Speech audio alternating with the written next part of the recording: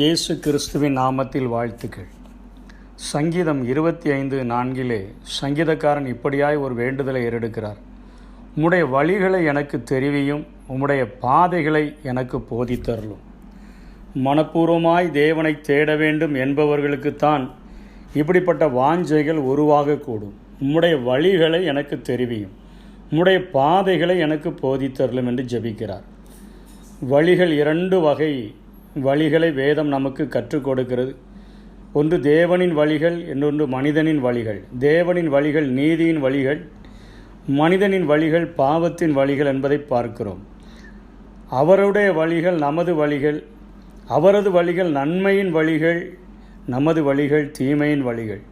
அவருடைய வழிகள் சத்தியத்தின் வழிகள், நம்முடைய வழிகள் தவறின் வழிகள். தேவனுடைய பார்வையில் எல்லாம் சரியாய் தோன்றுகிற வழிகள் உண்டு. மனிதனுடைய பார்வையில் சரியாய் தோன்றுகிற வழிகள் மனிதர்களுக்கு உண்டு. ஆனால் தேவனுடைய பார்வையில் நாம் நடக்க பழகி கொண்டோம் என்று சொன்னால் உன்னதத்துக்கு நேராக அந்த வழிகள் நம்மை வழிநடத்தி செல்லும். மனிதனுடைய பார்வையில் சரியான வழிகள் என்று நாம் நடக்கிற பாதைகள் நம்மை பாதாளம் நோக்கி கடத்தி செல்லக்கூடியதாக காணப்படும் என்று சொல்லி வேதத்திலே நாம் பார்க்கக்கூடியதாக இருக்கிறபடியினாலே இதை சங்கீதக்காரனாகிய தாவீது உணர்ந்தவராக ஆண்டவரிடத்தில் இப்படிப்பட்ட ஜெபத்தை ஏறெடுக்கிறார். உம்முடைய வழிகளை எனக்கு தெரிவியும், உம்முடைய பாதைகளை எனக்கு போதித்தருளும் என்று ஜெபிக்கிறார். இந்த காரியங்களை ஆண்டவர் நாம் வெளிப்படுத்துகிறதற்கு ஒரு சில தத்துவங்களை அவரே குறிப்பிடுகிறதை பார்க்கிறோம். தேவனுடைய நீதியான வழிக்குள்ளும் வார்த்தையின் சத்தியத்துக்குள்ளும் நடத்தப்பட உண்மையான ஒரு வாஞ்சை இருக்க வேண்டும் என்பதை அவர் முதலிலே சொல்லிக் கொடுக்கிறார். அவருடைய நீதியான வழியையும் அவருடைய சத்தியத்தையும் அறிந்து நடத்தப்படுகிறதற்கு ஒரு வாஞ்சை வேண்டும். ஏதோ கடமைக்காக ஜெபித்துவிட்டு கடந்து செல்வதற்கு அல்ல என்பதை முதலில் அவர் சொல்லிக் கொடுக்கிறார். 2வது, நாள் முழுவதும் என் நம்பிக்கையை தேவன் மேல் வைத்திருக்கிறேன் என்று சொல்லி அவர் சொல்லிக் கொடுக்கிறார். நாள் முழுவதும் நம்முடைய நம்பிக்கையை எல்லா வழிகளிலும் அவர் எனக்கோடு கூட இருந்து எனக்கு உதவி செய்ய வேண்டும் என்கிற காலை தொடங்கினது முதல் நாம் இரவு படுக்கைக்கு செல்லும் வரையிலும் நம்முடைய வழிகள் எல்லாவற்றிலும் கர்த்தர் நம்மோடு கூட இருக்கும்படியான ஒரு வாஞ்சை நமக்குள்ளாக இருக்க வேண்டும் என்று சொல்லிக் கொடுக்கிறார். 3வது, 9ஆம் வசனத்திலே சாந்த குணம் என்று சொல்கிறார். தாழ்மையுள்ள ஒரு வாழ்க்கை வாழும்படியாய் நாம் ஒப்பு கொடுக்கும் பொழுது ஆண்டவர் நமக்கு தன்னுடைய வழிகளை வெளிப்படுத்துவார் என்று கற்றுக் கொடுக்கிறார். 7ஆம் வசனத்திலே அவருடைய வழிகளை வெளிப்படுத்துகிறதற்கு பாவம் தடையாய் இருக்கிறபடினாலே பாவத்தை விட்டுவிட்டு சுத்திகரிக்கப்பட்டு மன்னிப்பை பெற்றிருக்க வேண்டும் என்கிற காரியத்தை அவர் சொல்லிக் கொடுக்கிறதை பார்க்கிறார். மனப்பூர்வமாய் தேடும்படியாக ஒரு வாஞ்சை இருக்க வேண்டும். நாள் முழுவதும் அவர் மேல் நம்பிக்கை வைக்க வேண்டும். சாந்த குணமத்தோடு கூட அவர் வழிகள் வெளிப்படுத்தப்படுகிறதற்கு தாழ்மையாய் அமர்ந்திருக்க வேண்டும். பாவம் தடையாய் இருப்பதினால் பாவத்தை விட்டு சுத்திகரிக்கப்பட்டு மன்னிப்பை பெற்றிருக்க வேண்டும். இப்படிப்பட்ட காரியங்களை நாம் பெற்றிருந்தோம் என்று சொன்னார். 25:12 சொல்கிறார், அவர் தாம் தெரிந்து கொள்ளும் வழியை நமக்கு போதிப்பார். ஆதாமுக்கென்று ஒரு திட்டத்தை வைத்திருந்தார், ஆபிரகாமுக்கென்று ஒரு திட்டம், யோசேப்புக்கென்று ஒரு திட்டம், இஸ்ரவேல் ஜனங்களுக்கென்று ஒரு திட்டம், தம்முடைய பிள்ளைகள் ஒவ்வொருவருக்கும் ஒவ்வொரு திட்டம் வைத்திருக்கிறார். ஆனால் இங்கே பவுல் அப்போஸ்தலன் எபேசியர் நிருபங்களுக்கு எழுதும் பொழுது ஒரு ஆண்டவரால் ரட்சிக்கப்பட்ட ஒரு மனிதனுக்குள்ளாக இருக்கக்கூடிய பொதுவான திட்டங்கள், அவனுடைய கிரியைகள் மாறுபடலாம், ஆனால் பொதுவான திட்டங்கள் என்று சொல்லி ஒரு சில காரியங்களை வெளிப்படுத்துகிறதை பார்க்கிறோம். அவருடைய வழிகளை வெளிப்படுத்துகிறதை பார்க்கிறோம். எபேசியர் 1ஆம் அதிகாரம் 10ஆம் வசனத்தில் அவர் சொல்கிறார், தமக்குள்ளே தீர்மானித்திருந்த தம்முடைய தயவுள்ள சித்தத்தின் ரகசியத்தை எங்களுக்கு அறிவித்தார், ஒரு ரகசியத்தை கற்றுக் கொடுத்தார் என்று சொல்லுகிறார். 2ஆம் அதிகாரம் எபேசியர் 2:10 சொல்லுகிறார், நாம் எல்லாரும் நம்முடைய கர்த்தருடைய வழிகள் என்ன, அவருடைய பாதைகள் என்ன என்று அறிந்து கொள்ள வாஞ்சிக்கிறோமே. நாம் எல்லாரும் நற்கிரியைகளை செய்கிறதற்கு நாம் கிறிஸ்து இயேசுவுக்குள்ளாக சிருஷ்டிக்கப்பட்டிருக்கிறோம். துர்க்கிரியைகளை செய்வதற்கு அல்ல இந்த உலகத்தில் நாம் உண்டாக்கப்பட்டிருக்கிறோம். நற்கிரியைகளை செய்கிறதற்காக மாத்திரம் உண்டாக்கப்பட்டிருக்கிறோம். நாம் தேவனுடைய செய்கைகளாய் சிருஷ்டிகளாய் நாம் இருக்கிறோம் என்று சொல்லி முதலிலே அவர் கற்றுக் கொடுக்கிறார். ஒரு ரகசியத்தை சொல்லிக் கொடுத்தார். என்ன ரகசியம்? எல்லா மனுஷரும், ரட்சிக்கப்பட்ட எல்லா மனுஷரும் இந்த பூமியிலே நற்கிரியைகளை செய்கிறதற்கென்று நாம் கிறிஸ்து இயேசுவுக்குள் சிருஷ்டிக்கப்பட்டு அவருடைய செய்கைகள் அல்லது அவருடைய சிருஷ்டிகளாய் நாம் இருக்கிறோம். இதுதான் நமக்கு தேவன் வெளிப்படுத்துகிற ஒரு தெளிவான முதல் பாதை என்பதை அங்கே கற்றுக் கொடுக்கிறார். ரெண்டாவது சொல்லிக் கொடுக்கிறார்.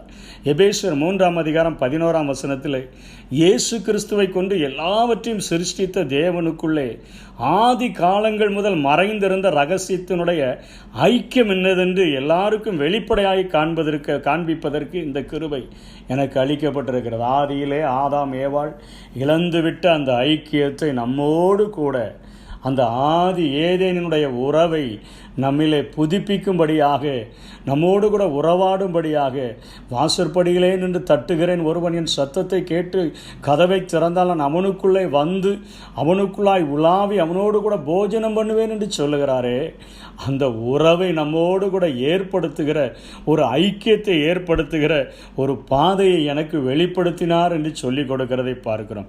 4:11 சொல்லிக் கொடுக்கிறார்.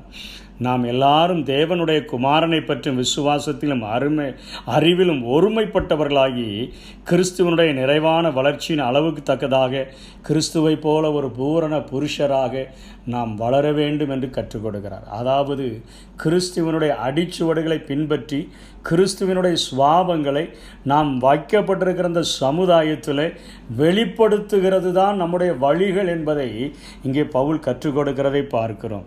கடைசியாக சொல்லிக் கொடுக்கிறார்.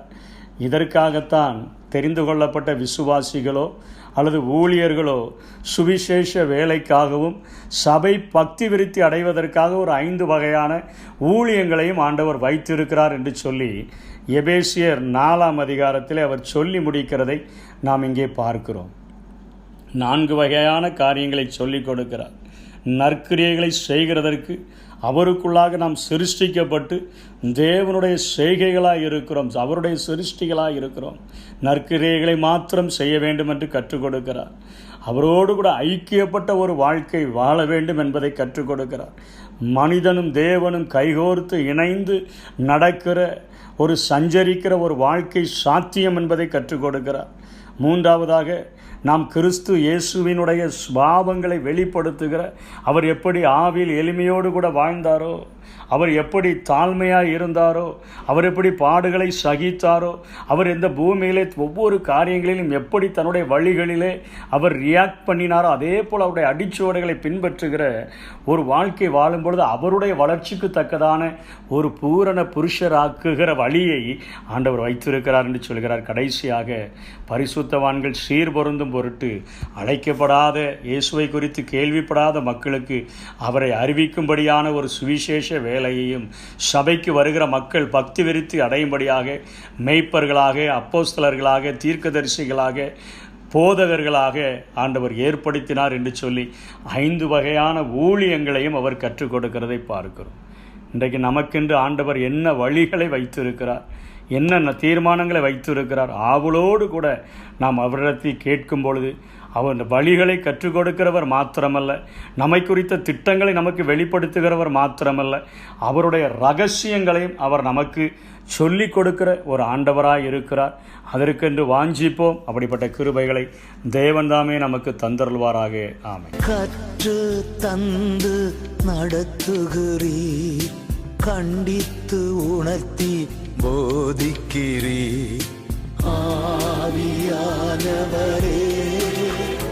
தூய ஆவியானவரே,